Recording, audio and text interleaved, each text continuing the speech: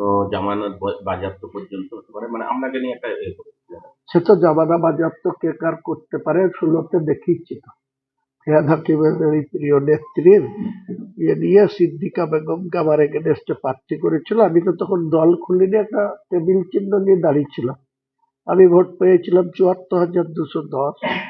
আর CPM Congress তখন এই জেলায় ১ নম্বর শক্তি, ১ আর ২ মিলে জোট করে ৭৯,৭৭০ রবিউল আলম চৌধুরী, আর সিদ্দিকা বেগম ১৪,৬৩১, আর এই যে মোদিজির প্রার্থী ছিল পদ্ম ফুল কমল ফুল ১০,৩৩৫। মুখে না বলে কাজে আসুন না, যদি হিম্মত থাকে বাপের বেটা হয়, দিদির ছবি নিয়ে উনি রেজিনগরে আসুন। ৩০,০০০ ভোটের কম মার্জিন থাকলে আমি রাজ্য সরকারের কাছে নাক্ষত্তা দেব।